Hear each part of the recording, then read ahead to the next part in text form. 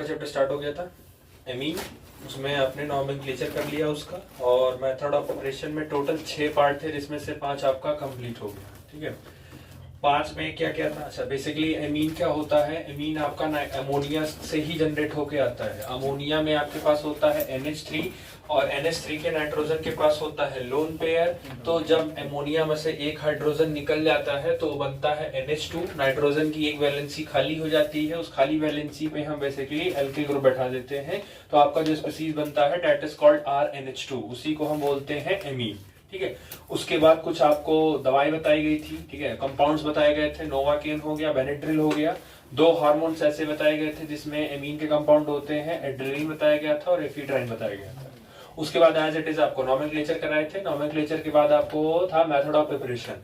Amine को बनाने के टोटल 6 तरीके थे, जिनमें से पहला था रिडक्शन ऑफ नाइट्रो कंपाउंड, दूसरा था रिडक्शन ऑफ नाइट्राइल, तीसरा रिडक्शन ऑफ एमाइड, चौथा था गैब्रियल थैलेमाइड सिंथेसिस, पांचवा था आपका हॉफमैन ब्रोमाइड डिग्रेडेशन रिएक्शन, और लास्ट है आपका ammonolysis of alkyl halide. Total 6 तरीके थे जिनमें से 5 कंप्लीट हो गए थे। पहला था आपका reduction of nitro compound. Nitro compound में आपने नाइट्रोबेंजीन को रिड्यूस किया था with the help of H2 in the medium ethanol, तो वो कन्वर्ट हो गया था आपका NO2 कन्वर्ट हो गया था NH2। दूसरा मेथड था आपका Sn प्लस HCl लेके भी कर सकते हो, Fe प्लस HCl भी लेके कर सकते हो, but iron scrap Fe plus HCl वाला मेथड ज्यादा बेटर माना जाता है, क्योंकि उसका जो बाई प्रोडक्ट होता है वो HCl निकलता है, और एक ही बार आपको HCl यूज करना है पूरे रिएक्शन में। इनिशिएट करने के लिए बहुत थोड़ा सा HCl चाहिए, बाकी वो खुद ब खुद रिएक्शन करता रहेगा, तो आपको बार बार तरीका नहीं है। जैसे आपने हेलो एल्केन में पढ़ा था, Darzens method is considered to be as the best method for preparation of the haloalkane because their byproducts are in gaseous state. Same just like आपका आयरन स्क्रैप का तरीका ज्यादा अच्छा होता है एमीन बनाने का, क्योंकि उसमें आपको बार बार HCl देने की जरूरत नहीं है, वो एक बार इनिशिएट कर दो, वो खुद ब खुद बनता रहेगा और रिएक्शन में यूज होता रहेगा। सेकंड आपका था reduction of nitrile. Nitrile in the sense होता है आपका CN। इनऑर्गेनिक की बात की जाए तो इसी CN को साइनाइड बोलते हैं, ऑर्गेनिक में की जाए तो इसी को हम नाइट्राइल बोलते हैं। इसको भी रिड्यूस करने के लिए आपको हाइड्रोजन चाहिए, साथ में आप मीडियम के तौर पर सोडियम अमालगम भी ले सकते हो और अल्कोहल भी ले सकते हो। ये भी आपका CN डायरेक्टली कन्वर्ट कर देगा NH2 में। बस एक बात ध्यान रखना है कि जब RCN लिखते हो तो उसमें कार्बन इंक्लूडेड नहीं किया जाता है CN का, लेकिन जैसे ही आप उसका रिड्यूस कर देते हो तो ये R, C और N अलग अलग टूटता है, तो C कन्वर्ट हो जाता है CH2 में और N कन्वर्ट हो जाता है NH2 में। तो ये पर्टिकुलरली फिर एक कार्बन आपका इंक्रीज कर दिया जाता है। तो ये हो गया था। थर्ड आपका था reduction of amide, that is RCONH2। अब इसमें क्योंकि बताया गया था CO में O और N 2 strong electronegative atom present है, तो इसको नॉर्मल हाइड्रोजन रिड्यूस नहीं कर सकता है, इसके लिए पावरफुल रिड्यूसिंग एजेंट चाहिए। और पिछले चैप्टर में आपने पढ़ा था कि पावरफुल रिड्यूसिंग एजेंट के लिए LiLH4 lithium aluminium hydride use किया जाता है, जो कि एक स्ट्रॉन्ग रिड्यूसिंग एजेंट होता है, लेकिन काफी महंगा होता है। इसकी जगहों पर आप चाहो तो आप अगर कम वाला यूज कर रहे हो तो उसके साथ आपको फिर 2-3 केमिकल और यूज करने पड़ेंगे ताकि वो पावर बढ़ा सके, लेकिन आप अगर नहीं कर रहे हो तो आप एक ही यूज कर लो। साथ में आपको पानी भी यूज करना पड़ेगा, क्योंकि LiLH4 का काम होता है सिर्फ हाइड्रोजन प्रोवाइड करना, बॉन्ड तोड़ने से लेके बॉन्ड बनाने तक की जिम्मेदारी वाटर आपको देगा, साथ में मीडियम का भी काम कर लेगा। तो ये था आपका नेक्स्ट वाला। सेकंड लास्ट है आपका गैब्रियल थैलेमाइड सिंथेसिस। ये इंपॉर्टेंट है क्योंकि ये नेम्ड रिएक्शन है। बेसिकली आप क्या करते हो, थैलेमाइड एक कंपाउंड होता है benzene, C double bond O, नीचे C डबल बॉन्ड O, फिर दोनों का कॉमन लेके N, उससे H। उसके बाद सबसे पहले आप रिएक्शन करवाते हो अल्कोहलिक KOH से, H निकल जाएगा, K बैठ जाएगा उसकी जगह। फिर आप रिएक्शन कराओगे एल्किल हैलाइड से। एल्किल हैलाइड में जो एल्किल होना चाहिए वो R जो होना चाहिए वो एलिफेटिक होना चाहिए, एरोमेटिक नहीं होना चाहिए, क्योंकि अगर एरोमेटिक हो गया तो वो हेलोबेंजीन बन जाएगा। हेलोबेंजीन न्यूक्लियोफिलिक सब्स्टिट्यूशन रिएक्शन नहीं देता है, क्योंकि उसके पास पार्शियल डबल बॉन्ड कैरेक्टर आ जाता है। तो आप RH जो वहां लोगे वो ध्यान रखेंगे कि वहां R एलिफेटिक ही होना चाहिए। फिर जो आपने KX में के वो बाहर निकल जाएगा, उसकी जगह आपका बेसिकली वो R बैठ जाएगा। अगले स्टेप में आप NaOH से रिएक्शन करवा दो, एज इट इज आपको लास्ट में सोडियम थैलेट मिल जाएगा और RNH2 मिल जाएगा। गैब्रियल थैलेमाइड सिंथेसिस की 2 लिमिटेशन थी कि ये सिर्फ और सिर्फ प्राइमरी एमीन ही बना सकता है, और दूसरा इससे एरोमेटिक एमीन नहीं बना सकते हैं आप। लास्ट था आपका हॉफमैन ब्रोमाइड डिग्रेडेशन रिएक्शन। इसके नाम में लिखा था ब्रोमाइड, ब्रोम का मतलब हो गया Br2 लेना है, एमाइड का मतलब है RCONH2 लेना है। ओवरऑल का ये रिएक्शन एक लाइन में आप याद कर लीजिए, RCONH2 plus Br2 plus 4NaOH gives RNH2 plus Na2CO3 plus H2O और Na2CO3 तो हो गया, ठीक है, और H2 हो गया, ठीक है। तो ये टोटल आपके 5 रिएक्शन थे जो कल आपने पढ़े थे।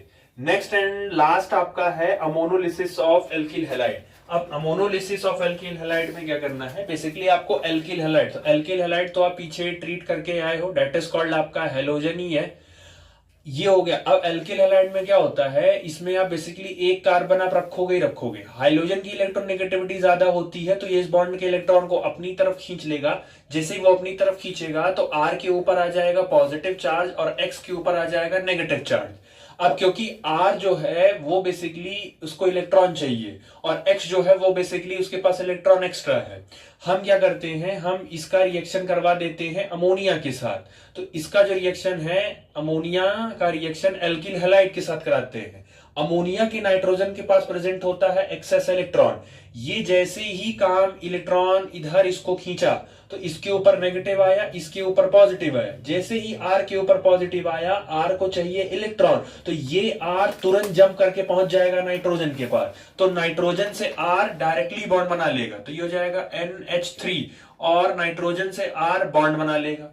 तो आर का तो प्लस गायब हो गया, लेकिन नाइट्रोजन ने अपना इलेक्ट्रॉन दिया तो नाइट्रोजन के ऊपर उस समय कौन सा चार्ज आएगा, पॉजिटिव, और एज इट इज जो ये आर है इसके साथ तो आपका एक्स एज इट इज आपका जुड़ा ही जुड़ा है, तो आप चाहो तो उसको अलग से जोड़ दो या आप चाहो उसको सेपरेटली साथ में जोड़े रहो, ठीक है, वो डजेंट मैटर, आप चाहो इससे जोड़ दो, और अगर नहीं हो रहा है तो नाइट्रोजन के ऊपर क्योंकि प्लस चार्ज आया है और यहाँ एक्स के ऊपर माइनस आया था तो आप इसको इससे जोड़ दो, ये काम हो गया। ये जो बनता है इसको बोलते हैं सब्स्टिट्यूटेड एल्किल हैलाइड सॉल्ट, ये एक तरीके का सॉल्ट है, अमोनियम सॉल्ट है, ये इंटरमीडिएट है, इसी प्रोसेस को बोलते हैं अमोनोलिसिस ऑफ एल्किल हैलाइड। एक बार ये बन जाएगा, ये स्पीसीज आपकी बन जाएगी। अच्छा, कॉपी में आपने इसी को इस तरीके से लिखा है RNH3 और उसके बाद X, कॉपी में आपने इसको ऐसे लिखा है। ये जो सब्स्टिट्यूटेड अमोनो, ये जो प्रोडक्ट इंटरमीडिएट बन रहा है, इसको आप सोडियम हाइड्रोक्साइड से रिएक्शन करवा दो तो ये जाएगा RNH3 गिव X, और X के ऊपर क्योंकि इलेक्ट्रोनेगेटिव है तो वो अपना माइनस एज इट इज रखेगा ही रखेगा।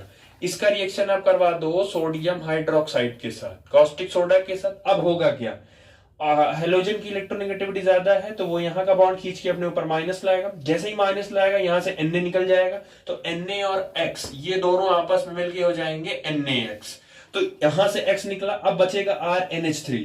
RNH3 में से क्या है, एक हाइड्रोजन यहां से रिमूव कर दिया जाएगा, वो इसलिए क्योंकि यहां का बॉन्ड का इलेक्ट्रॉन हेलोजन खींचा है, हेलोजन की बॉन्ड खींचते ही नाइट्रोजन के ऊपर कौन सा चार्ज आएगा, पॉजिटिव, और जैसे ही नाइट्रोजन के ऊपर पॉजिटिव आएगा वो तुरंत क्या करेगा, अपने एक हाइड्रोजन को फ्री कर देगा, तुरंत अपने एक हाइड्रोजन को फ्री कर देगा।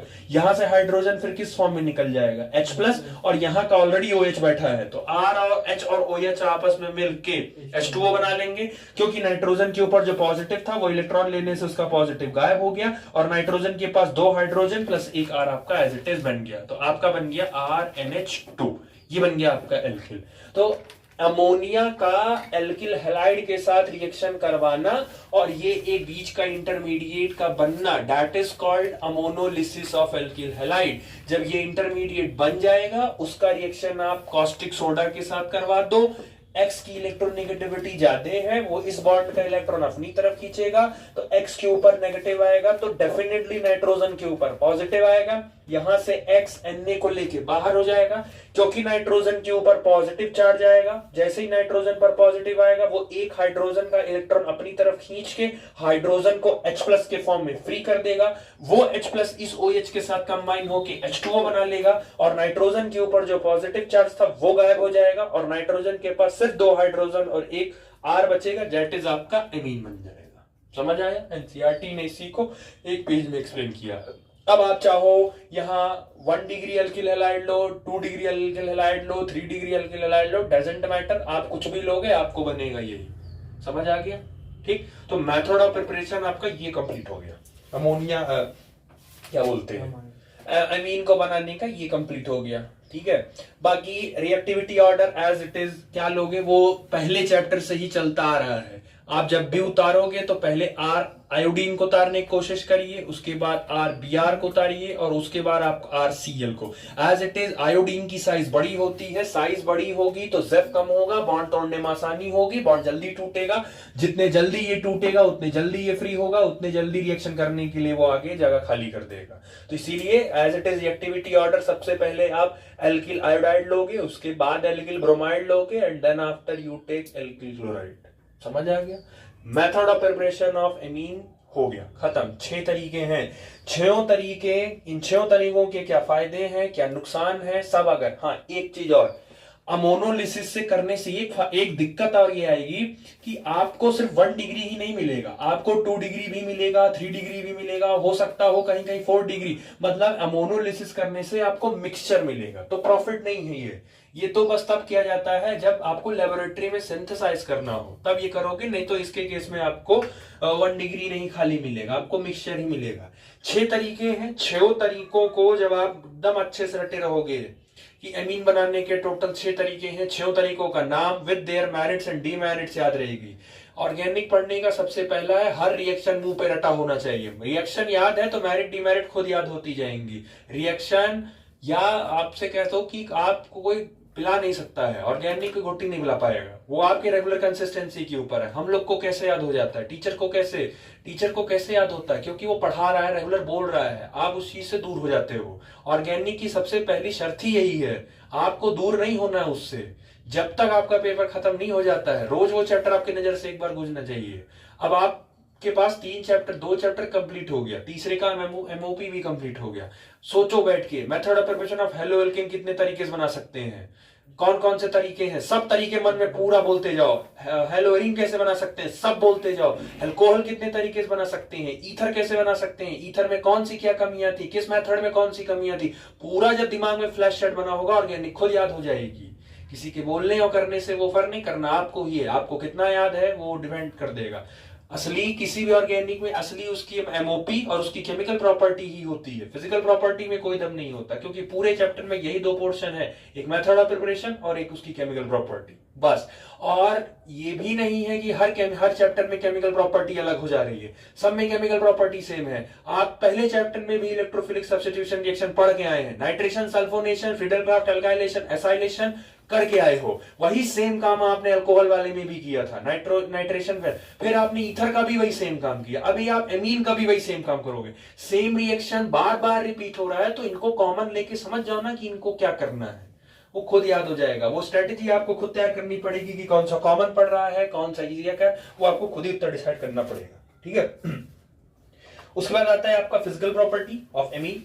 तो पहला है आपका the lower aliphatic amine are gases with fishy order, जो स्टार्टिंग के हैं, जैसे मेथनामीन हो गए, एथनामीन हो गए, प्रोपामीन हो गए, जो स्टार्टिंग के अमीन है वो गैसेस होते हैं और थोड़ा उनका जो स्मेल होता है वो फिश जैसा होता है। Primary amine with 3 or more carbon atom are liquid and still higher ones are solid. Primary amine और जो आसपास के मेंबर्स हैं वो सब लिक्विड में रहेंगे, उससे ज्यादा जो मेंबर्स होते हैं वो solid.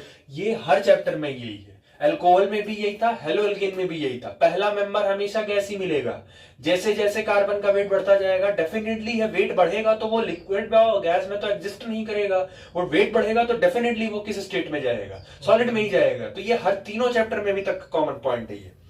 Aniline and other aryl amine, ये एरोमेटिक वालों की बात हो रही है, are usually colourless but get coloured on storage due to atmospheric oxidation.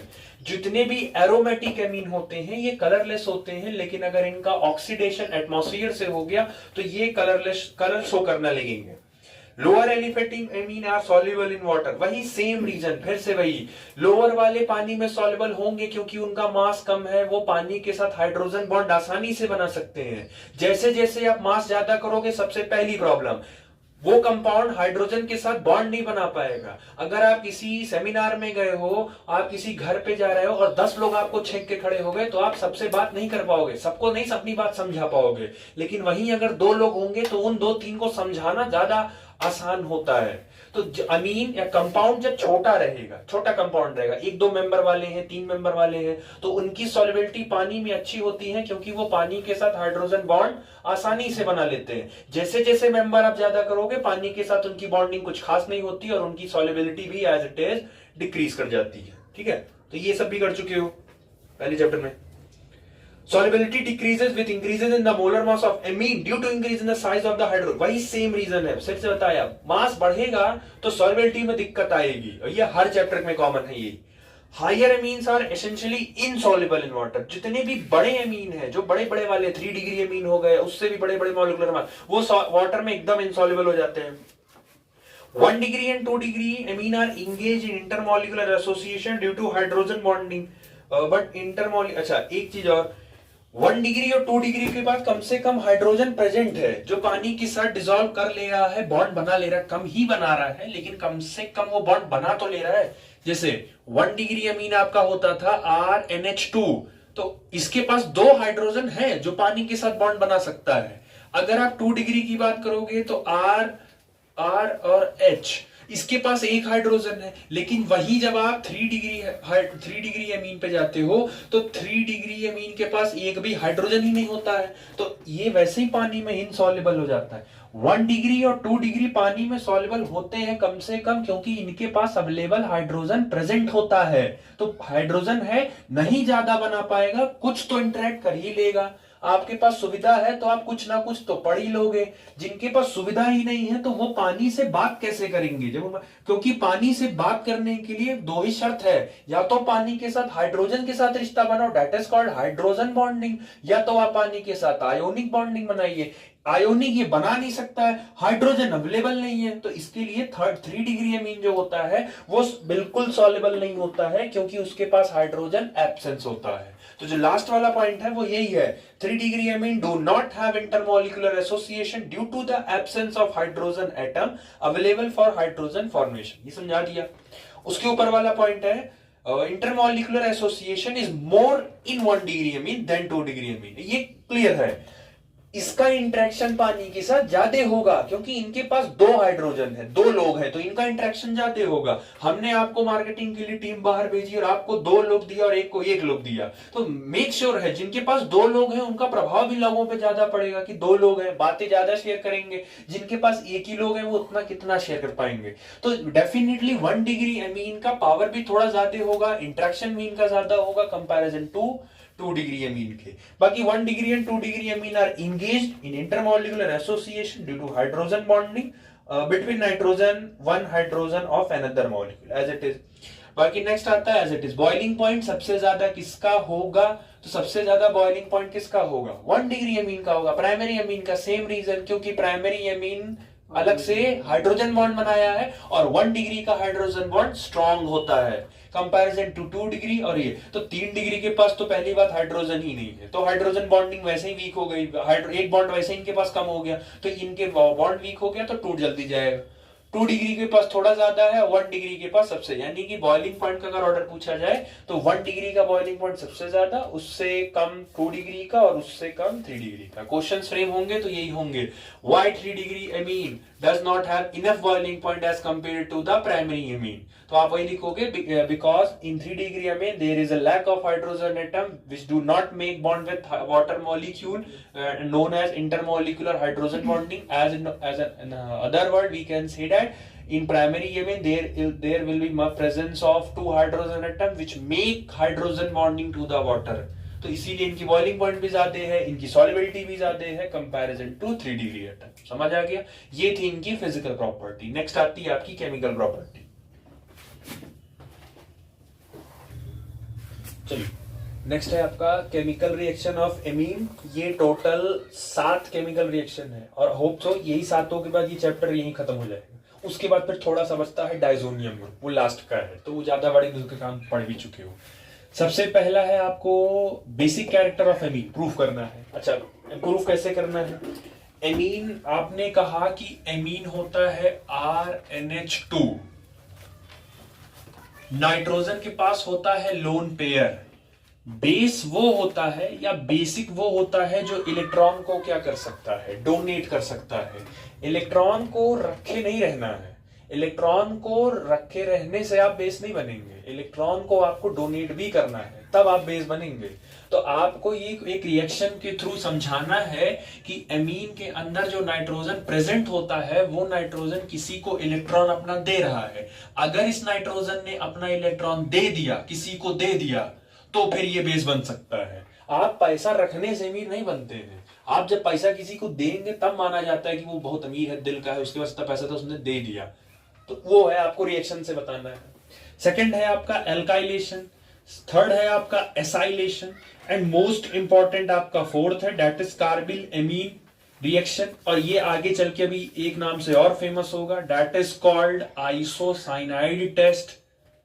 अब इसको यही समझ लो, ये वो रिएक्शन है जो 1 डिग्री एमीन, 2 डिग्री एमीन और 3 डिग्री एमीन को अभी डिफरेंशिएट करवा देगा, कार्बिल एमीन रिएक्शन, या इसको आइसोसाइनाइड टेस्ट भी बोल सकते हो। नेक्स्ट है आपका reaction with nitrous acid, and next is reaction with aryl sulphonate chloride. ये भी टेस्ट ही है एक तरीके का, इसमें हिंजबर्ग रिएजेंट आएंगे, अभी इसी में इंटर लेंगे। तो ये दोनों टेस्ट के लिए यूज किए जाते हैं। अब देखो, जहां अल्कोहल के केस में एक ही रिएजेंट तीनों को डिफर कर देता था, ल्यूकास ही तीनों को अलग कर देता था।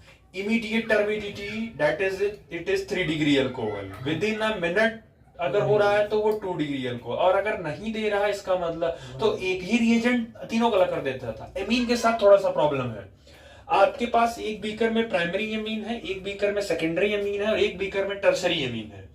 तो आप जब तीनों का आइसोसाइनाइड टेस्ट करोगे, जब आप कार्बिल एमीन टेस्ट करोगे, इसमें कार्बिल एमीन रिएक्शन कराओगे, तो आपको सक्सेसफुली रिजल्ट सिर्फ उस बीकर में मिलेगा जिस बीकर में प्राइमरी एमीन होगा, मतलब कि 1 डिग्री एमीन जिसमें होगा। यानी कि अगर आपके पास 3 बीकर प्रेजेंट है, आपके पास 3 बीकर प्रेजेंट है, that is beaker A, beaker B and beaker C. इसमें किसी एक बीकर में आपका 1 डिग्री एमीन है, किसी एक बीकर में 2 डिग्री एमीन है और किसी एक बीकर में आपका 3 डिग्री एमीन है। आपने इन तीनों बीकर का आइसोसाइनाइड टेस्ट किया, तो आइसोसाइनाइड जब टेस्ट किया तो सक्सेसफुली आपको ए नहीं दिया, रिजल्ट आपको कुछ नहीं मिला, आपको बी से भी कोई रिजल्ट नहीं मिला, लेकिन जो आपको रिजल्ट मिला वो मिला आपको बी से। तो जिसने आइसोसाइनाइड टेस्ट का पॉजिटिव रिजल्ट दिया, इसका मतलब है उस बीकर में 1 डिग्री अमीन था। तो ये तो पहले ही अलग हो गया। अब बचता है 2 डिग्री और 3 डिग्री में से किसको दिलवाए। तो हमने फिर क्या किया, इनको 2 डिग्री, अब इनमें से कोई एक 2 डिग्री होगा और इनमें से कोई 3 डिग्री होगा। तो हम क्या है, हम अपने दोनों बीकर को लेके आए इनके दरवाजे पे, एरिल सल्फोनिल क्लोराइड को, और इस एरिल सल्फोनिल क्लोराइड को कॉमनली बोला जाता है हिंजबर्ग रिएजेंट। अभी जब टॉपिक के अंदर घुसोगे, अभी जब पढ़ाएंगे तो बताएंगे, इसको हिंजबर्ग रिएजेंट मिलता है बोलते हैं। तो आप अपने दोनों बीकर को लेकर आओ, दैट इज ए और सी, इन दोनों को इनके पास लेके आओ। तो ये कहेंगे ठीक है हम करवा दे रहे हैं। अब आप इन दोनों बीकर में हिंजबर्ग रिएजेंट डालो, ये एरिल सल्फोनिल क्लोराइड थोड़ा थोड़ा डालो, जिसमें सक्सेसफुल रिजल्ट मिल गया मान लो इसमें सक्सेसफुल रिजल्ट मिल गया और इस वाले में रिजल्ट नहीं मिला, तो जिसमें रिजल्ट नहीं मिला है डेफिनेटली वो 3 डिग्री अमीन है, और जिसमें रिजल्ट मिल गया डेफिनेटली वो 2 डिग्री अमीन है। तो प्राइमरी, सेकेंडरी और टर्शरी हो गया ना अलग अलग। तो अमीन की डिग्रीज को डिफरेंशिएट करने के लिए चौथा रिएक्शन और छठवां रिएक्शन दोनों मिलकर काम करते हैं। वहीं पे अल्कोहल के केस में एक ही रिएजेंट तीनों को डिफर कर सकता था, अमीन के केस में आपको 2 अलग अलग चाहिए। समझ आ गया? अभी आगे करोगे, नीट में क्वेश्चन आया है, अभी आगे करवाएंगे जब टॉपिक पढ़ाएंगे। नेक्स्ट एंड लास्ट है आपका इलेक्ट्रोफिलिक सब्स्टिट्यूशन। अब मुझे नहीं लगता अगर जो बच्चा पढ़ने वाला है ये इसको पहली बार दिखाई दे रहा हो। पहले चैप्टर में भी आया, दूसरे चैप्टर में भी आया, अभी एल्डिहाइड पढ़े नहीं उसमें भी मिलेगा, और एमीन में तो फिर से मिल ही गया। पता है ब्रोमिनेशन में Br उतरेगा, नाइट्रेशन में कंसंट्रेटेड HNO3 और कंसंट्रेटेड H2SO4 उतरेगा, और सल्फोनेशन में कंसंट्रेटेड H2SO4 उतरेगा। इसमें ब्रोमीन बैठेगा, इसमें NO2 बैठेगा और इसमें SO3H बैठेगा। पता है पहले से सब, ठीक है। बाकी इलेक्ट्रोफिलिक सब्स्टिट्यूशन, इलेक्ट्रोफिलिक का मतलब प्लस, इलेक्ट्रोफाइल है ये, मतलब आने वाला कौन है, प्लस, मतलब कौन आ रहा है, प्लस आ रहा है रिएक्शन करने, तो इसका मतलब है अगर आपके ऊपर प्लस अटैक कर रहा है तो डेफिनेटली आपके पास इलेक्ट्रॉन की एक्सेस होगी, और अगर एक्सेस होगी तो या तो आपके पास लोन पेयर होगा या तो आपके पास नेगेटिव चार्ज होगा, तो दोनों में से कोई। अच्छा, ये रिएक्शन करने आ कहाँ रहा है, एमीन पे, तो एमीन, अच्छा इलेक्ट्रोफिलिक है। एक बात और, इलेक्ट्रोफिलिक सब्स्टिट्यूशन है, खासकर ये एरोमेटिक वाले ज्यादा देते हैं, एरोमेटिक, क्योंकि याद है ना बेंजीन और बेंजीन का डेरिवेटिव सबसे ज्यादा इलेक्ट्रोफिलिक। तो क्लियर रखो, अगर ये लाइन मिला, ये दो वर्ड मिल गया, इलेक्ट्रोफिलिक सब्स्टिट्यूशन मतलब फील्ड में बेंजीन उतरा है, बेंजीन या उसी का कंपाउंड उतरा है, तो यानी इलेक्ट्रोफिलिक सब्स्टिट्यूशन एनिलीन ही अभी देगा, एनिलीन क्योंकि आपका एक एरोमेटिक कंपाउंड है, तो ये थोड़ा सा ध्यान रखना है इसके लिए, ठीक है। बाकी अपने ऊपर आपको नेगेटिव चार्ज रखना है ताकि इनमें से ये लोग रिएक्शन आके कर सके। सबसे पहले यही करा दे रहे हैं क्योंकि ये आप ऑलरेडी इस चीज को पढ़े हैं, ठीक है। चल देखो, इलेक्ट्रोफिलिक सब्स्टिट्यूशन करने के लिए एरोमेटिक एनिलीन चाहिए, तो सबसे पहला जो इनका मेन मेंबर है, स्टार्टर मेंबर है, वो आपका होता है एनिलीन। ये रिएक्शन यही करने उतरेगा।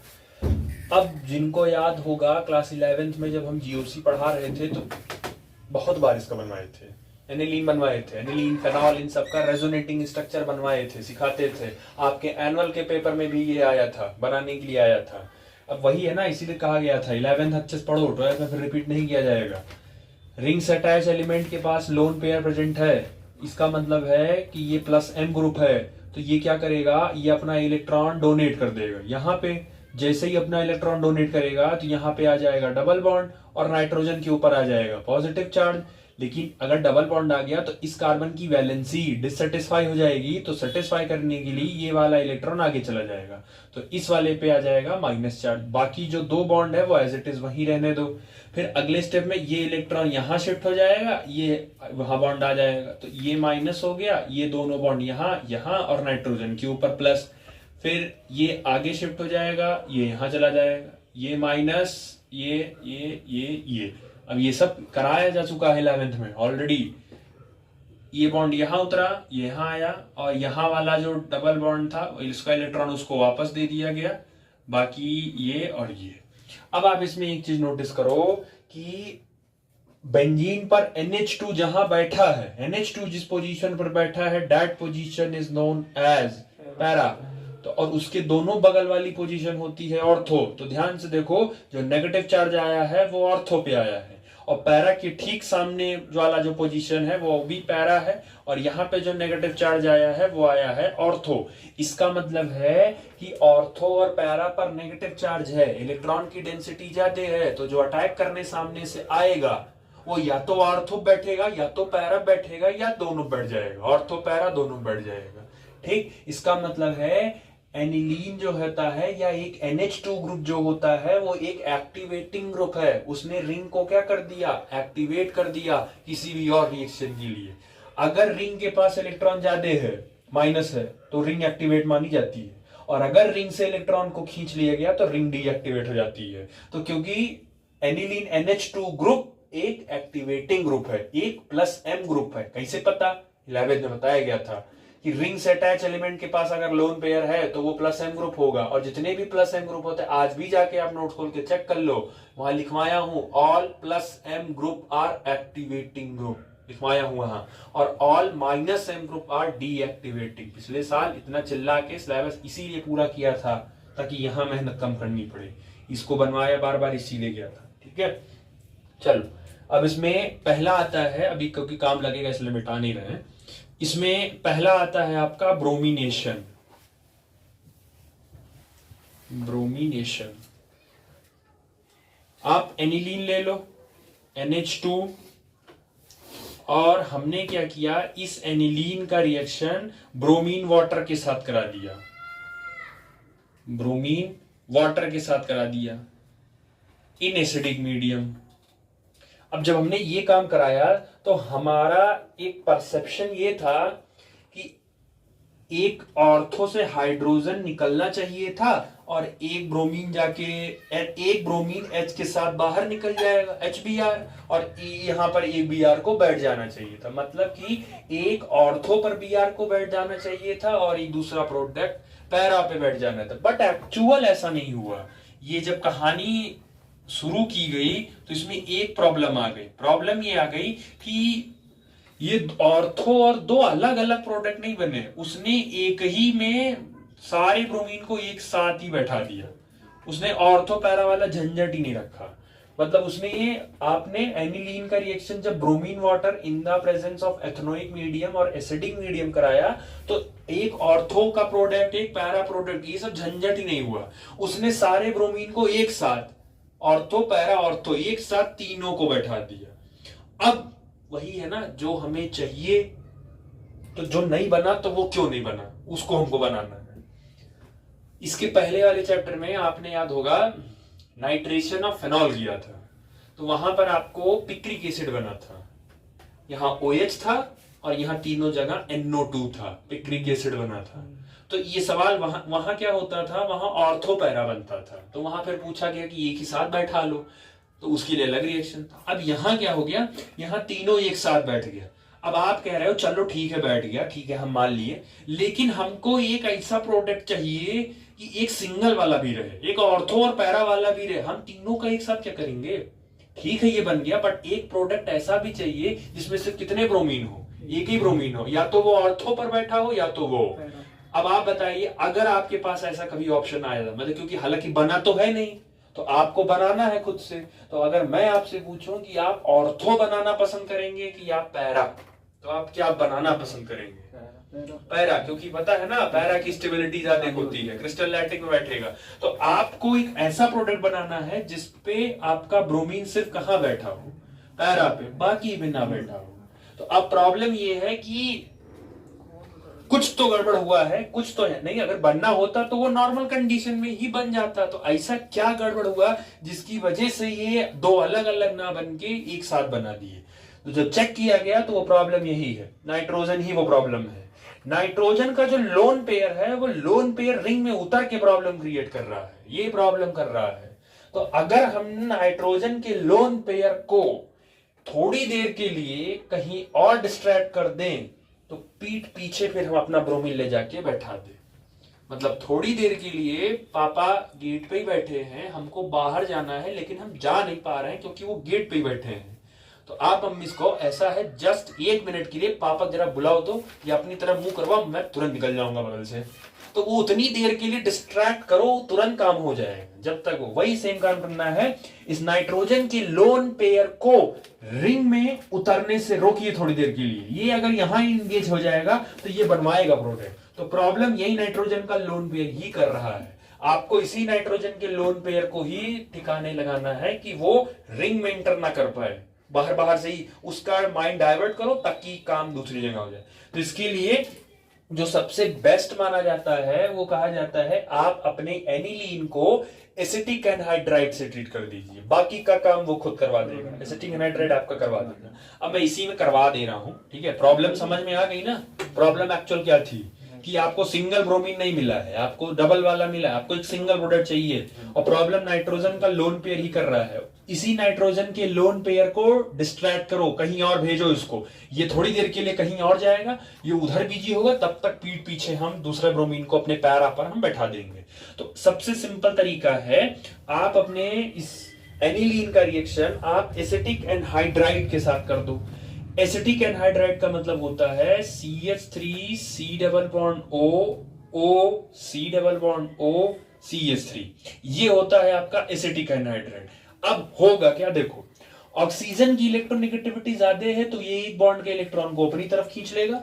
ऑक्सीजन के ऊपर कौन सा चार्ज आएगा, नेगेटिव, विच मेक श्योर ये वाला बॉन्ड टूट जाएगा। ये वाला बॉन्ड टूटा तो कार्बन के ऊपर कौन सा चार्ज आएगा, पॉजिटिव, और ऑक्सीजन के ऊपर। अब होगा क्या, जैसे ही कार्बन के ऊपर पॉजिटिव, ध्यान से देखना, जैसे ही कार्बन के ऊपर पॉजिटिव आएगा, नाइट्रोजन के पास क्या है, तो नाइट्रोजन क्या है, नाइट्रोजन के पास तुरंत दौड़ा दौड़ा यही आएगा, ये पहुंचेगा, हमको अपने ऊपर बैठा लो थोड़ी देर के लिए, कहेगा ठीक है बैठ जाओ। अब नाइट्रोजन को तो इतना अंदाजा था नहीं कि वो कौन सा कदम उठाने जा रहा है, क्या करने जा रहा है। कभी कभी हम कदम उठा लेते हैं बट उसका रिजल्ट हमें पता नहीं होता है। तो नाइट्रोजन ने एक्सेप्ट तो कर लिया कि आओ बॉन्ड बना ले, तुमको हम अपना इलेक्ट्रॉन दे दें, लेकिन उसके बाद क्या होगा, वही है जिन पे हम भरोसा किए, वही हमारे खंजर भोग दिए। बाहुबली वाला अपने कटप्पा पे, अपने मामा पे भरोसा करता था, वही मार दिया। तो ये भरोसा किया नाइट्रोजन, ठीक है आओ हम दे दें अपना इलेक्ट्रॉन तुमको। अब इस नाइट्रोजन ने कार्बन को इलेक्ट्रॉन दिया, तो डायरेक्ट बॉन्डिंग, नाइट्रोजन की डायरेक्ट बॉन्डिंग किससे होगी? कार्बन से। और कार्बन डबल बॉन्ड किससे बनाया है? ऑक्सीजन से। और कार्बन से एक है अटैच अभी, कौन? CH3 हो गया। अच्छा, नाइट्रोजन के पास पहले से अवेलेबल कितने हाइड्रोजन है? ध्यान से देखना, 2 हाइड्रोजन इसके पास पहले से हैं, तो 2 हाइड्रोजन ये, 1 हाइड्रोजन ये। आगे समझ में? नाइट्रोजन टोटल बॉन्ड कितना बना लिया? 4। नाइट्रोजन टोटल बॉन्ड कितना बना लिया? और आपको पता है नाइट्रोजन 4 बॉन्ड नहीं बना सकता है, और अगर नाइट्रोजन ने 4 बॉन्ड बनाया है तो डेफिनेटली उसके ऊपर पॉजिटिव चार्ज आएगा, ये रूल है। तो नाइट्रोजन को इस बात का अंदाजा नहीं था कि वो किसी और का भला करने के चक्कर में खुद के ऊपर ही उसने प्लस ले आया। तो अब नाइट्रोजन को प्लस, क्योंकि नाइट्रोजन एक इलेक्ट्रोनेगेटिव एटम है और इलेक्ट्रोनेगेटिव एटम पर पॉजिटिव चार्ज स्टेबल नहीं होता है, तो नाइट्रोजन क्या कहेगा, मैं तो पॉजिटिव एक्सेप्ट नहीं करूंगा। तो वो क्या करेगा, हाइड्रोजन निकलो थोड़ी देर के लिए, तो नाइट्रोजन क्या करेगा, इस हाइड्रोजन का इलेक्ट्रॉन अपनी तरफ खींच लेगा। जैसे ही नाइट्रोजन इस इलेक्ट्रॉन को अपनी तरफ खींचेगा तो नाइट्रोजन के ऊपर कौन सा चार्ज आ जाएगा? नेगेटिव। पहले से पॉजिटिव प्रेजेंट ही है, नेगेटिव पॉजिटिव आपस में मिलके वो न्यूट्रल कर देगा, और यहां से कौन फ्री हो जाएगा? ये H यहां से फ्री हो जाएगा। तो इसके बाद का जो स्ट्रक्चर बनेगा वो आपका हो जाएगा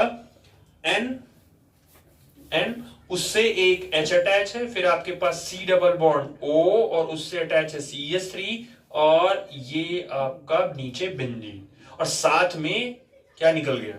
H प्लस निकल गया। समझ आ गया? अब आप नोट्स में ये यहां से यहां तक का स्टेप नहीं है बीच में, यहां से डायरेक्ट मैंने यहां लिखवा दिया है। तो यहां तक का क्या हुआ है वो कहानी नहीं है, बाकी वो लिख बाकी ये हो ऐसा नहीं है, पीछे किए हो उस चीज को आपने यहां थोड़ा सा पीछे एक्सप्लेन किया है कि एक्चुअल होता क्या है। ये कहानी हो गई। अब आप समझो, अब आप ये कहोगे नाइट्रोजन फिर से कितना बॉन्ड बनाया? फिर से 3। अच्छा, इस हाइड्रोजन को मैं इधर कर दे रहा हूं, इधर नाइट्रोजन ने कितना बॉन्ड बनाया? 3 बॉन्ड का मतलब है कि उसके पास फिर से वापस उसका लोन पेयर आ गया। अब जैसे ही नाइट्रोजन के पास उसका लोन है तो लोग ये कहेंगे वापस तो आ गया, फायदा क्या हुआ? फिर से वो अपना लोन पे डोनेट कर देगा। नहीं, डोनेट करना बेचारा चाह तो रहा है लेकिन अब वो कर नहीं पाएगा। वो इसलिए नहीं कर पाएगा क्योंकि यहां पे कौन बैठा है? ऑक्सीजन। यहां पाई बॉन्ड है, ऑक्सीजन क्या करेगा, इस पाई बॉन्ड के इलेक्ट्रॉन को अपनी तरफ खींच लेगा, और जैसे ही वो उसको अपनी तरफ खींचा ऑक्सीजन के ऊपर कौन सा चार्ज आया? नेगेटिव चार्ज आया। ठीक है, और उस समय कार्बन के ऊपर कौन सा चार्ज आया? पॉजिटिव। और जैसे ही कार्बन के ऊपर पॉजिटिव चार्ज आया, अब नाइट्रोजन के नीचे वाला अंडरस्टूड बेंजीन है, जैसे ही कार्बन के ऊपर पॉजिटिव चार्ज आया तो सवाल ये है, बेंजीन तो ऑलरेडी इलेक्ट्रॉन रिच स्पीसीज है, बेंजीन ने तो कहा नहीं हमको इलेक्ट्रॉन चाहिए। जिसके पास पैसा पहले से है तुम उसको दोगे कि जो बगल में भूखा मर रहा है उसको दोगे? तो एक्चुअल क्या होता है, नाइट्रोजन का ये लोन पेयर अब बेचारा मजबूर हो गया, बेंजीन को ना देके वो अपना इलेक्ट्रॉन मजबूरी में किसको देना पड़ेगा?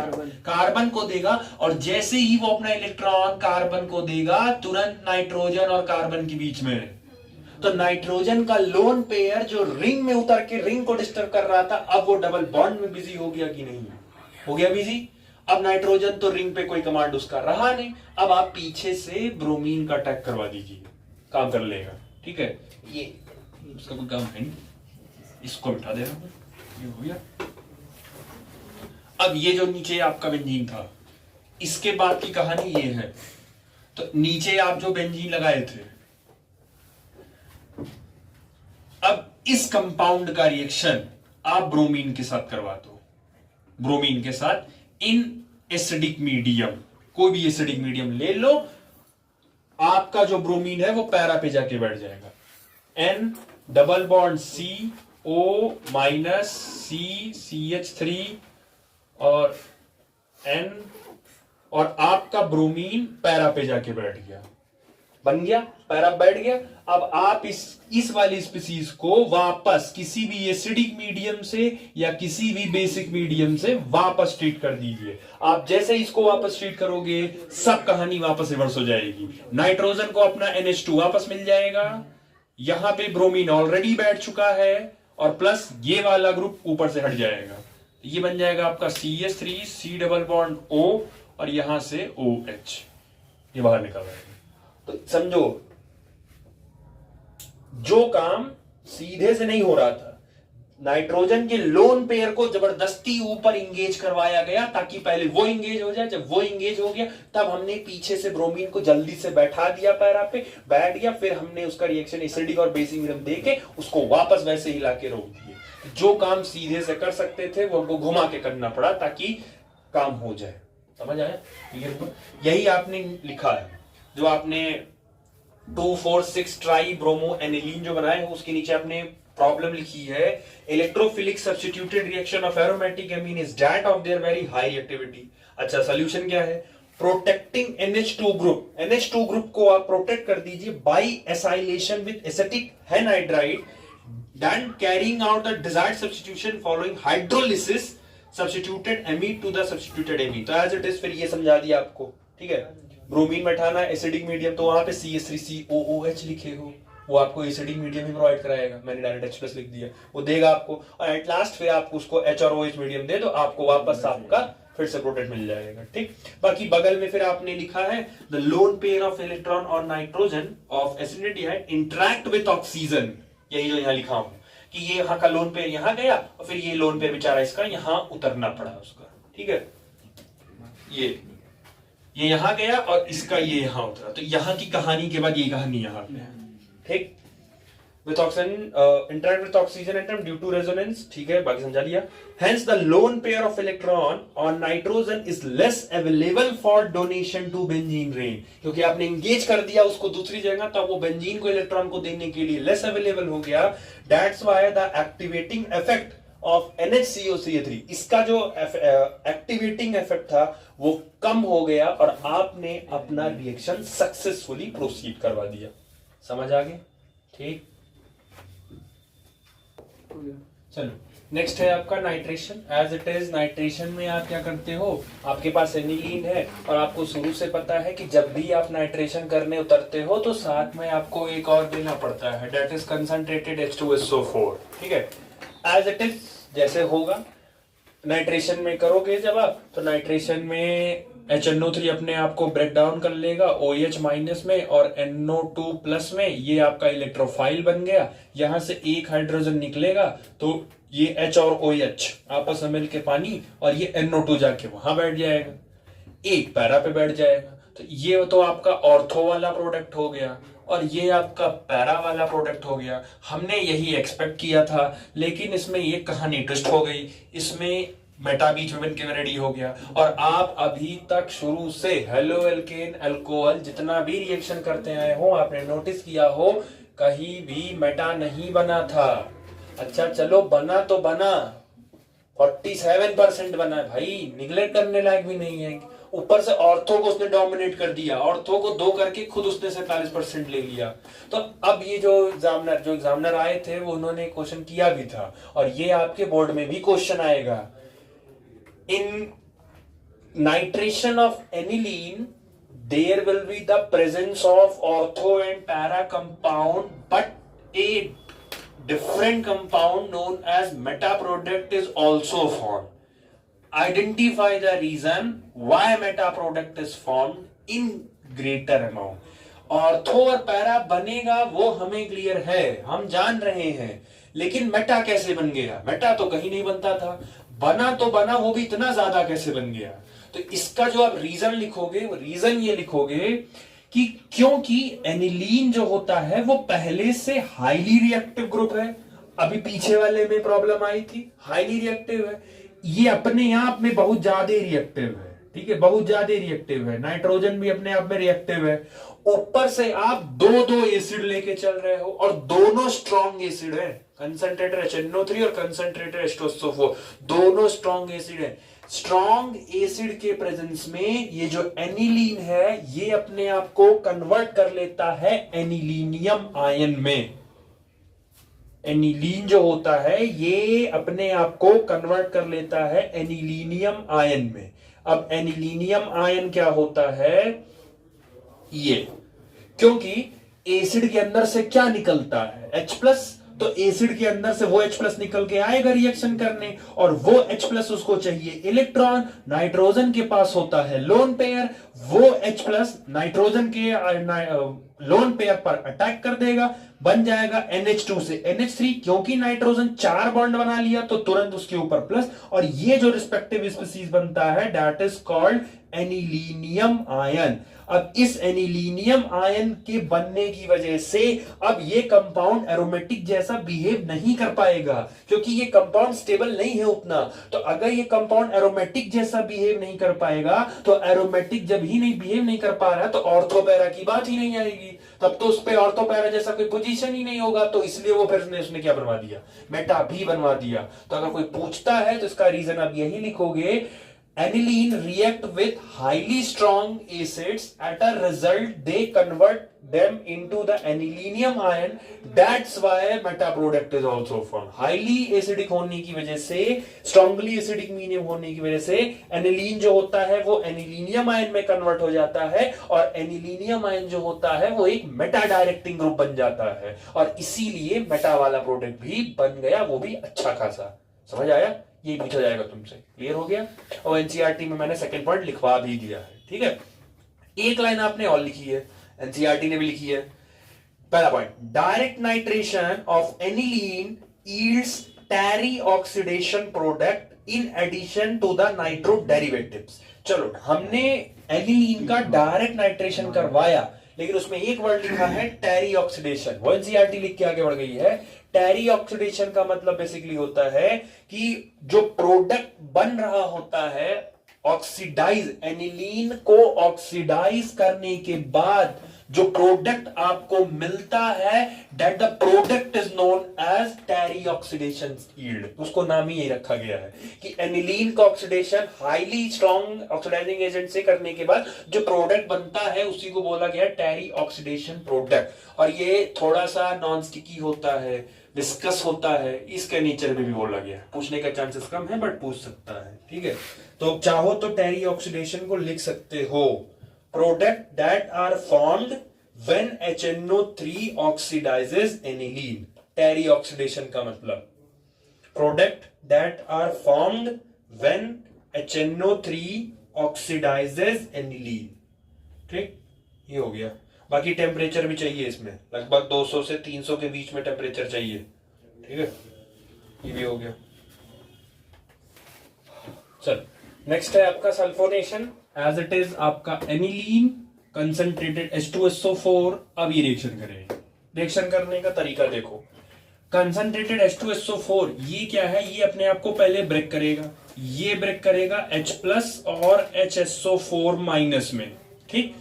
H+ में जैसे ही वो ब्रेक करेगा तो H+ के पास इलेक्ट्रॉन की कमी है, वो H+ तुरंत भागेगा एनिलीन के नाइट्रोजन के पास। जैसे ही वो नाइट्रोजन के पास जाएगा तो NH2 कन्वर्ट हो जाएगा NH3 में, क्योंकि नाइट्रोजन 4 बॉन्ड बना लेगा, तुरंत नाइट्रोजन के ऊपर कौन सा चार्ज, पॉजिटिव। और जैसे ही नाइट्रोजन के ऊपर पॉजिटिव चार्ज आया तो उसको क्या चाहिए, नेगेटिव, और ये बगल में नेगेटिव वाला पोर्शन बैठा रहता है, तो ये नेगेटिव वाला भी तुरंत इस नाइट्रोजन के ऊपर प्लस आते ही नेगेटिव वाला पोर्शन भी उस पर अटैक कर देता है, और आपका ये वाला पोर्शन भी यहां बैठ जाता है HSO4- बैठ गया, एक साथ वो भी बैठ गया वहीं पे, ठीक है।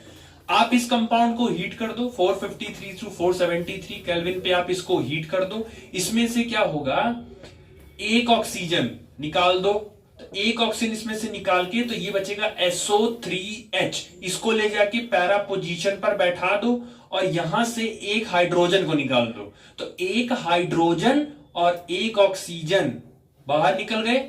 ऑक्सीजन के ऊपर नेगेटिव चार्ज होता है, तो यहां से बाहर क्या हो गया, वाटर। जैसे ही यहां से वाटर बाहर हुआ, ये NH2 ऊपर हो गया, नीचे SO3H हो गया। अब क्योंकि SO3H में एसिडिक नेचर है, ये एसिडिक नेचर है, तो यहां SO3H होता है एसिड, ये अपने अंदर से H+ को रिलीज कर देगा, क्योंकि एसिड है ये, SO3H एसिड होता है, यही इसी का नाम है सल्फोनिक एसिड। यही वो है जो पूरे ऑर्गेनिक केमिस्ट्री में कार्बोक्सिलिक को चैलेंज करता है कि कार्बोक्सिलिक की से भी ज्यादा एसिडिटी सल्फोनिक एसिड। तो ये जो नीचे लगाए हो ग्रुप, यही है आपका सल्फोनिक एसिड। तो एसिड है तो मेक श्योर है इसके अंदर से H+ निकलेगा। अब जब ये H+ निकलेगा तो H को चाहिए इलेक्ट्रॉन, तो वो दूसरे घर क्यों जाएगा? अपने ही घर में नाइट्रोजन के पास लोन पेयर बैठा होता है, तो वो यहां से निकल के जंप करके नाइट्रोजन के पास ही चला जाता है, और नाइट्रोजन के पास फिर से गया तो NH2 का कन्वर्ट हो गया किसमें? NH3, इसके ऊपर प्लस, और क्योंकि H चला गया तो पीछे सल्फर पे क्या चला जाएगा? माइनस। एक ही कंपाउंड पे एक साथ पॉजिटिव भी है और एक ही साथ नेगेटिव भी है। जब किसी भी कंपाउंड में एक साथ पॉजिटिव और नेगेटिव एक साथ आते हैं, then the respective species known as deuterium. समझ आए? बाकी ये हिस्सा समझ आए यहां क्या हुआ? ठीक, तो ये हो गया आपका सल्फोनेशन। आप उसके बाद एक जो स्टार्टिंग में जो आपने रेडी किया है, केमिकल रिएक्शन में आपने रेडी किया था, तो आपने पहला लिखा था उसमें बेसिक कैरेक्टर ऑफ एमीन, वो अभी आपको पढ़ना है। सेकंड उसमें आपने लिखा था एल्काइलेशन। थर्ड आपने लिखा था एसाइलेशन। तो एक्चुअल क्या है, ये आपके लिए प्लस पॉइंट हो गया। एनिलीन एल्काइलेशन और एसाइलेशन दोनों नहीं देता है, तो दो रिएक्शन आपके वैसे ही कम हो गए। एनिलीन एल्काइलेशन और एसाइलेशन नहीं देता है। क्यों नहीं देता है उसका रीजन लिखवा दिया हूं। एनिलीन डज नॉट अंडरगो, अच्छा एल्काइलेशन और एसाइलेशन भले अलग अलग कह रहा है, बट आप ध्यान दो वो अंडर में किसके था? Friedel craft alkylation, Friedel Crafts acylation. तो एनिलीन उसको नहीं देगा। क्यों नहीं देगा? Due to salt formation with AlCl3, the Lewis acid, which is used as a catalyst। ये जब आप एल्काइलेशन करते थे, अब ध्यान से देखना, ये जो एल्काइलेशन जब आप करते थे, तो मान लो कि आप NH2 एनिलीन को आप नहीं माने, आप कहे कि हम करवाएंगे, तो इसका एल्काइलेशन करने पहुंच गए, तो एल्काइलेशन होता है CH3Cl in the presence of Lewis acid, that is AlCl3। आप कहे हम इसका करवाएंगे, क्या है नाइट्रोजन के ऊपर क्या होता है? Lone pair. अब समझना क्या होगा क्या? क्लोरीन की इलेक्ट्रोनेगेटिविटी होती है ज्यादा, तो क्लोरीन क्या करेगा? वो इलेक्ट्रॉन को खींचेगा तो क्लोरीन के ऊपर आ जाएगा नेगेटिव चार्ज और CH3 के ऊपर आ जाएगा पॉजिटिव चार्ज। भाई पॉजिटिव है और नाइट्रोजन के पास क्या है? Lone pair. ये पॉजिटिव जंप मार के यहां बैठ जाएगा तुरंत। तो ये जो नाइट्रोजन है इसके ऊपर तो आपका CH3 बैठ गया, और बाकी जो नाइट्रोजन के साथ था वो एज इट इज है, और इसके साथ आपका H2, और नाइट्रोजन ने टोटल 4 बॉन्ड बना लिया, तो वो कर लेगा।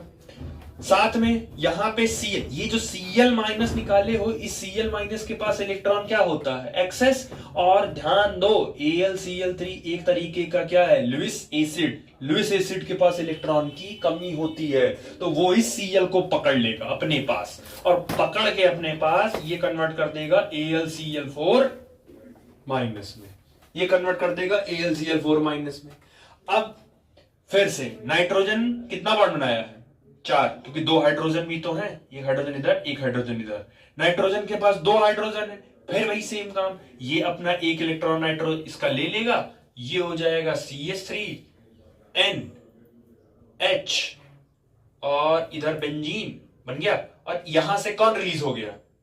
H+, यहां वाला H रिलीज कर दिया। AlCl4 जो होता है वो कुछ ज्यादा खास स्टेबल नहीं होता, ये अपने आप को तोड़ देगा, वापस तोड़ देगा, और जब ये तोड़ेगा तो ये फिर बनेगा AlCl3 और प्लस Cl माइनस। ये जो Cl माइनस है वो जाके इसके H+ से रिएक्ट कर जाएगा। अब ये जो कंपाउंड ऊपर बना के रेडी किए हो, कंपाउंड जो बना के रेडी किए हो, ये जैसे HCl बना, इसके बनते ही इस कंपाउंड को ये तुरंत बेकार कर देगा। तो तुम करवाओगे तो मेहनत, लेकिन वो और HCl बनाना तुम रोकवा भी नहीं पाओगे कि HCl हम बनाना रोक दें। तो इसका मतलब है तुम करवाओगे तो जैसे करवाते हो, लेकिन लास्ट में जैसे ही HCl बनेगा आपका कंपाउंड तुरंत डिस्ट्रॉय कर दिया जाएगा, तो करने का कोई मतलब नहीं है। सेम रीजन एसाइलेशन में भी यही होगा। एसाइलेशन में क्या होगा? एसाइलेशन में ये लेके चलोगे CH3C डबल बॉन्ड 2 Cl, बस वही सेम काम, फिर Cl निकलेगा, ये इस बार CH3 नहीं बैठेगा, इस बार ये बैठ जाएगा, सेम एज इट इज, वही सेम फिर से होगा, फिर HCl बनेगा। तो एल्किल एल्काइलेशन और एसाइलेशन, एनिलीन नहीं देता है। क्यों नहीं देता है, उसका रिएक्शन करवा दिया। हाँ, उसमें नोट्स में रिएक्शन नहीं है, खाली रीजन लिखवा दिए हैं, क्योंकि सॉल्ट फॉर्मेशन, यही सॉल्ट फॉर्मेशन हो जाता है ल्यूइस एसिड के नाते, जिसकी वजह से उसकी स्टेबिलिटी अच्छी नहीं मानी जाती है। समझ आया? तो 2 रिएक्शन तो आपका ऐसे ही कम हो गया जो आपको पढ़ना नहीं था। ठीक, चलिए next, as it is starting में समझा दिया था, कार्बिलेमीन रिएक्शन, इसका दूसरा नाम आइसोसाइनाइड टेस्ट भी है। करना क्या है, सबसे पहले आपके पास एलिफेटिक एमीन हो चलेगा, एरोमेटिक एमीन हो चलेगा, बस ध्यान रखना है एलिफेटिक और एरोमेटिक दोनों के दोनों 1 डिग्री होने चाहिए। अगर आपके पास एलिफेटिक और एरोमेटिक ये दोनों हैं, दोनों चलेंगे, बस ध्यान रखना है ये दोनों के दोनों 1 डिग्री होनी चाहिए। अगर एलिफेटिक में 1 डिग्री है, एरोमेटिक में 1 डिग्री है, तो कार्बिल एमीन रिएक्शन या दैट इज आइसोसाइनाइड टेस्ट आपको सक्सेसफुली मिलेगा। 2 डिग्री और 3 डिग्री के लिए ये रिएक्शन नहीं है, मतलब 2 डिग्री और 3 डिग्री को ये रिएक्शन देगा ही नहीं। करना क्या है, एमीन को क्लोरोफॉर्म के साथ in the presence of alcoholic KOH, ये एल्कोहलिक रहेगा, ठीक है, क्लोरोफॉर्म के साथ एल्कोहलिक KOH आप रिएक्शन करवा दीजिए, आपका NH2 कन्वर्ट हो जाएगा आइसोसाइनाइड में। अब यहां समझो आइसोसाइनाइड और साइनाइड में क्या है। अगर यही प्रोडक्ट आपका बना होता RCN, तो जब कार्बन बॉन्ड बनाता है तब तो हम डायरेक्ट नाइट्राइल या साइनाइड लिख देते हैं, लेकिन अगर कार्बन की बजाय नाइट्रोजन ने बॉन्ड बनाना स्टार्ट कर दिया, नाइट्रोजन ने बॉन्ड बना लिया, तो वहां फिर लिखते हैं आइसोसाइनाइड, वह आइसो वर्ड यूज करना पड़ेगा। तो ये ध्यान रखिएगा कि जब नाइट्राइल CN में कार्बन बॉन्ड बनाएगा तो वो कहलाएगा साइनाइड या नॉर्मली नाइट्राइल, लेकिन अगर नाइट्रोजन ने बॉन्ड बना लिया तो वो कहलाएगा आइसोसाइनाइड। और अगर आपको याद हो, CN इज ए एम्बीडेंट न्यूक्लियोफाइल, 2 मुआ सांप है ये, एम्बीडेंट एग्जांपल है ये, कार्बन से भी बना सकता है और नाइट्रोजन से भी बना सकता है। अभी आप कोऑर्डिनेशन में भी सेम पढ़ोगे, लिगैंड पढ़ोगे, एम्बीडेंट लिगैंड पढ़ोगे, बाइडेंटेड लिगैंड, मोनोडेंटेड लिगैंड, तो एम्बीडेंट लिगैंड भी वहां बनेगा वो, ठीक है। तो ये छोटी सी चीज है, नाइट्रोजन जब बॉन्ड बनाता है तो उसको आइसोसाइनाइड बोलते हैं, बाकी KCl और H2O। ये रिएक्शन एज इट इज याद रखो, सीधे देगा। कार्बिलेमीन रिएक्शन लिखिए तो RNH2 plus CHCl3 plus chloroform plus gives RNC plus KCl plus H2O। बाकी 1 डिग्री एमीन ही देगा, whether it is aliphatic whether it is aromatic, 2-3 degree देगा नहीं। मतलब कि आप प्राइमरी एमीन, सेकेंडरी एमीन और टर्शरी एमीन, इन तीनों में से कम प्राइमरी को अलग कर सकते हैं, तो आपके पास बचेगा सेकेंडरी और टर्शरी। सेकेंडरी और टर्शरी के लिए आगे वाला है क्या बोलते हैं, एरियल वाले हैं, ठीक। चलो नेक्स्ट है रिएक्शन विद नाइट्रस एसिड। अब सबसे पहले इनका एलिफेटिक का तरीका अलग है और एरोमेटिक का तरीका अलग है, दोनों का सेपरेट तरीका है, ठीक है। तो सबसे पहले हम इसमें समझा दे रहे हैं आपको, अगर आपके पास एलिफेटिक 1 डिग्री एमीन है, अगर ये केसेस में है, ठीक है, एलिफेटिक है और प्राइमरी एमीन है, अगर ये है तो इसका मतलब है आपके पास RNH2 एग्जाम्पल लेके कर दे रहे हैं, R की जगह हम रख दे रहे हैं CH3NH2। नाइट्रस एसिड का मतलब होता है HNO2, और HNO2 डायरेक्ट ऐसे अवेलेबल नहीं होता है, इसके लिए आपको NaNO2 और प्लस HCl को आपस में रिएक्शन करवाना पड़ेगा, और यही रीएजेंट सैंडमेयर का था। और एनिलीन का reaction NaNO2 plus HCl 0 to 5 degree Celsius, तो ये दोनों आपस में रिएक्शन करते हैं तब ये बनाता है, और इसी को बोलते हैं नाइट्रस एसिड। इसको ये डायरेक्ट अवेलेबल आपको नहीं हो सकता, कहीं बीकर में नहीं डायरेक्ट रखा रहेगा कि ले गए निकाल के डाल दिए, नहीं, आपको पहले इन दोनों को आपस में रिएक्शन करवाना पड़ेगा, ये दोनों करेंगे, ये फॉर्म कर लेंगे। बाकी टेम्परेचर आपका 0 डिग्री सेल्सियस से 5 डिग्री सेल्सियस।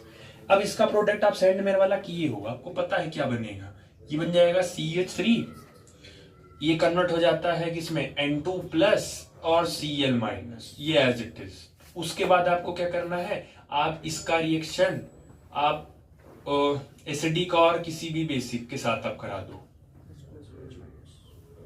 दोनों में से किसी के साथ भी आप करा दो, एसिडिक या बेसिक, चाहे किसी के साथ करा दो, या इससे प्रेफरेबल अगर नहीं मिल रहा है तो आप सिंपल पानी के साथ करा दो। पानी के साथ कराओगे तो पानी तुरंत टूटेगा H प्लस OH माइनस, बता चुका हूं। N2 जब एक ही कंपाउंड के अंदर जब दो नाइट्रोजन होता है तो सबसे पहले तो वही बाहर होगा, N2 बाहर हो गया, प्लस यहां से Cl, यहां से H प्लस, तो H प्लस और Cl आपस में क्या बाहर कर लेंगे, HCl, ये बच गया OH और यहां वाला बच गया, तो ये बच जाएगा CH3 और OH। इसका मतलब है कि जब एलिफेटिक 1 डिग्री अमीन इनका रिएक्शन जब आप नाइट्रस एसिड के साथ कराते हो, HNO2 के साथ कराते हो, तो आपको रिस्पेक्टिव प्रोडक्ट क्या बनता है, अल्कोहल बनता है, फाइनल प्रोडक्ट आपको अल्कोहल बनता है। समझ आ गया? ये प्राइमरी एलिफेटिक अमीन के लिए था, ठीक। बाकी 2 डिग्री अमीन और 3 डिग्री अमीन, 2 डिग्री और 3 डिग्री अमीन का रिएक्शन एनसीईआरटी ने मेंशन नहीं किया है क्योंकि उनकी रिएक्ट करने का तरीका थोड़ा सा डिफरेंट है, तो एनसीईआरटी ने नहीं दिया है तो वो आपसे पूछेंगे भी नहीं, आपको सिर्फ 1 डिग्री का ही वो समझाए हैं, 1 डिग्री का याद रखो, 2 डिग्री 3 डिग्री का बोल दिए डिफरेंट मैनर में होता है। क्लियर हो गया? तो एलिफेटिक में तीनों का क्लियर हो गया। एलिफेटिक में प्राइमरी अमीन बता दिया, सेकेंडरी और टर्शरी पढ़ना नहीं है क्योंकि वो डिफरेंट मैनर में देते हैं। तो अब दूसरा नंबर फिर एलिफेटिक के बाद कौन आता है, एरोमेटिक, और एरोमेटिक का तो आप पढ़ के ही आए हो, वही सेंडमेयर वाला RNH2, एनिलीन ही तो होगा, R की जगह किसको कर दो, बेंजीन को कर दो, बेंजीन NH2 रिएक्शन बेंजीन के ऊपर N2Cl, benzene diazonium chloride BDC बन जाएगा। तो एरोमेटिक का तो आप पहले से ही पढ़ के आ रहे हो, ठीक है, तो ये हो जाएगा। बाकी लिखे हो उसमें, एनसीईआरटी में भी एज इट इज लिखा है, ठीक है, पढ़ लेना एक बार, समझ में आ जाएगा, ठीक है। चलो नेक्स्ट है आपका reaction with aryl sulphonyl chloride. ये जो है ना एरिल, एरिल का मतलब हो गया बेंजीन, सल्फोनिल, सल्फोनिल का मतलब हो गया S डबल बॉन्ड O, और क्लोराइड का मतलब ये, तो ये है आपका पूरा एरिल सल्फोनिल क्लोराइड, जैसे लिखा है वैसे नाम भी है उसका। कॉमनली इसको हम बोलते हैं हिंजबर्ग रिएजेंट। तो आपके पास एक मिला ल्यूकास रिएजेंट, एक यहां मिला हिंजबर्ग रिएजेंट। अभी एल्डिहाइड वाला जब चैप्टर पढ़ोगे तो उसमें कौन मिलेगा, लिंड-लार कैटलिस्ट मिलेगा, H2PDBSO4, ठीक है, वो मिलेगा आपको, ठीक। अब देखो करना क्या, आराम से इस हिंजबर्ग रिएजेंट को एक बार 1 डिग्री अमीन के साथ कराओ, एक बार 2 डिग्री अमीन के साथ कराओ, एक बार 3 डिग्री के साथ कराओ। चलो 1 डिग्री के साथ कराओ, 1 डिग्री के साथ अगर कराते हो तो CH3, अब मैं थोड़ा उल्टा लिख दे रहा हूं, NH, ये 1 डिग्री अमीन हो गया, CH3NH2 मेथनामाइन हो गया। अब करना क्या है, कुछ नहीं, नाइट्रोजन का लोन पेयर, सॉरी नाइट्रोजन की इलेक्ट्रोनेगेटिविटी क्या होती है, तो वो इलेक्ट्रॉन को अपनी तरफ खींच लेगा, तो इसके ऊपर और इसके ऊपर सेम। सल्फर इधर क्लोरीन की इलेक्ट्रोनेगेटिविटी ज्यादा है तो क्लोरीन अपनी तरफ इलेक्ट्रॉन खींच लेगा, तो क्लोरीन के ऊपर, तो ज्यादा कुछ नहीं करना है, हिंजबर्ग का Cl और इसका H दोनों कर दो, निकाल दो। अच्छा नाइट्रोजन पर इधर माइनस, इधर सल्फर के ऊपर कौन सा चार्ज जाएगा। अब आप ये बताइए, अगर H और Cl निकल गए, यहां से अगर H और Cl आपने बाहर कर दिया तो आपके पास बचा सल्फर जिसके ऊपर पॉजिटिव चार्ज है, डबल बॉन्ड O, और इधर आपका बचा बेंजीन। अब इस सल्फर को चाहिए इलेक्ट्रॉन, और चेक करो यहां नाइट्रोजन के पास है माइनस, तो इस सल्फर के साथ डायरेक्टली बॉन्ड कौन बना लेगा, नाइट्रोजन, और इस नाइट्रोजन से अटैच है हाइड्रोजन, और ये हो गया सल्फोनिल का प्राइमरी इमीन के साथ हो गया, काम हो गया इनका, ठीक।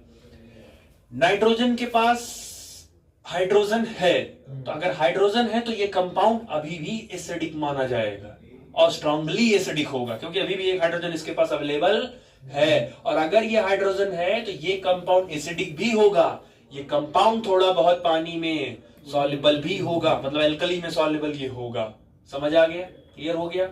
ये जो करवाया हूं ये किसके साथ करवाया हूं, 1 डिग्री एमीन के साथ। अब मैं कह रहा हूं, अच्छा इतना बड़ा पी जो है बेंजीन, इसको मैं पीएच लिख दे रहा हूं। पीएच का मतलब होता है फेनिल। तो इसको direct S double bond O Cl। इस बार जो रिएक्शन है 1 डिग्री के साथ नहीं, इस बार 2 डिग्री साथ कराओ। तो 2 डिग्री का मतलब हो गया इधर भी एक CH3 और इधर भी एक CH3 और इधर एक हाइड्रोजन अवेलेबल है। फिर वही सेम काम, इसका Cl इसका H आपस में कंबाइन हो जाएंगे और आपको आपका प्रोडक्ट मिल जाएगा। यहां से आपका हो गया PHS डबल बॉन्ड O, यहां से नाइट्रोजन बॉन्ड बना लेगा N CH3 हो गया। इस नाइट्रोजन के पास कोई भी हाइड्रोजन नहीं है तो इसीलिए ये एसिड अच्छा नहीं है, बट ये वाला कंपाउंड ज्यादा एसिडिक होगा। अब तुमसे पेपर में ये दोनों कंपाउंड दे देगा, तुम इतनी मेहनत से ये पढ़ के जा रहे हो, पेपर में ये दोनों कंपाउंड दे देगा और कहेगा बताओ which one of them is more acidic, कौन सा ज्यादा एसिडिक है और क्यों एसिडिक है। तो इसके पास हाइड्रोजन प्रेजेंट है इसीलिए ये ज्यादा एसिडिक होगा, इसके पास यहाँ हाइड्रोजन नहीं प्रेजेंट है तो एसिडिक नहीं होगा, एसिडिक नहीं है तो वैसे भी सॉल्युबल भी नहीं होगा। समझ में आ गया। अब जरा इसी सेम को PHS double bond O Cl plus इसका रिएक्शन जरा 3 डिग्री अमीन के साथ कराओ। तो 3 डिग्री के साथ कराओगे तो N इधर भी CH3, इधर भी CH3 और इधर भी CH3। अब ये Cl जाएगा किसके साथ, प्रॉब्लम है ना। बाकी दोनों में Cl किसके साथ गया है, हाइड्रोजन के साथ। 3 डिग्री के बाद हाइड्रोजन ही नहीं है, इसका मतलब है कि 3 डिग्री अमीन एरिल सल्फोनिल क्लोराइड के साथ रिएक्शन नहीं देगा क्योंकि इसके पास हाइड्रोजन, क्योंकि 3 डिग्री के पास क्या नहीं प्रेजेंट होता है, हाइड्रोजन नहीं प्रेजेंट होता है 3 डिग्री अमीन। तो इसका जब आप रिएक्शन करवाओगे तो यहां पे आपको कोई भी रिएक्शन नहीं मिलेगा, नो रिएक्शन। अच्छा, किसी ने रीजन पूछ लिया कि क्यों नहीं रिएक्शन होगा, तो आप सीधे बोलोगे due to absence of hydrogen atom. 3 degree amine के पास हाइड्रोजन नहीं प्रेजेंट होता कि इसका Cl निकल सके, इसीलिए 3 डिग्री अमीन नहीं देता। समझ आ गया। अब आप ये बताइए एरिल हिंजबर्ग वाला पहला दूसरा दिया कि नहीं दिया। अब मैं कहूं आपके सामने एक है ए कंपाउंड, एक ए अमीन, एक बी अमीन और एक सी अमीन। अब मैं आपसे पूछूं कि इनमें से primary amine, secondary amine, tertiary amine को आप सेपरेट करिए। तो आप सबसे पहले तीनों में बारी बारी आप क्या डाल दीजिए, हिंजबर्ग रिएजेंट डाल दीजिए, हिंजबर्ग रिएजेंट। तो जिसमें हिंजबर्ग रिएजेंट तीनों में डालोगे, जैसे डालोगे तो बाई प्रोडक्ट क्या निकलेगा आपका HCl। तो जिस बीकर में कोई ना कोई क्योंकि जब रिएक्शन होगा, क्लास 10th का बेसिक है स्टार्ट, जब भी कहीं कोई रिएक्शन होता है तो उसमें कुछ चेंजेस आते हैं, कलर चेंज होगा, स्मेल निकलेगी, बीकर गर्म हो जाएगा, कोई ना कोई केमिकल कंपाउंड बनेगा, ये सब 10th क्लास का बेसिक है। तो अगर जिसमें भी रिएक्शन होगा कुछ ना कुछ चेंजेस आ जाएगा, और एक बीकर तीनों में एक ऐसा होगा जिसमें कोई चेंज नहीं आएगा। तो जिस बीकर में चेंज नहीं आया, मान लो कि ए वाले में कोई चेंज नहीं आया, इसका मतलब है ए वाले में कौन था, 3 डिग्री अमीन था, सेपरेट हो गया। अब बचा बी और सी। अब बी और सी में पता करना है क्योंकि ये तो 3, अब इनमें से कोई एक 1 डिग्री है और इनमें से कोई एक 2 डिग्री है। तो आप इसका करवा दो कार्बिलमीन टेस्ट, क्लोरोफॉर्म। अब आप इसमें क्या कर दो, इन दोनों को टेस्ट करने के लिए कार्बिल एमीन आइसोसाइनाइड टेस्ट दोनों का करवा दो। तो जैसे ही आइसोसाइनाइड टेस्ट करोगे, जिस बीकर में कोई हलचल नहीं हुआ, जिसमें कुछ नहीं हुआ, इसका मतलब उस बीकर में सेकेंडरी अमीन था। मान लो सी वाले में कोई हलचल नहीं हुआ, इसका मतलब सी वाला सेकेंडरी अमीन है। तो एक जो बच गया जिसमें रिएक्शन हो जाएगा, मतलब वो क्या है, 1 डिग्री अमीन है। समझ आ गया। तो आपको बस करना ही है, ठीक।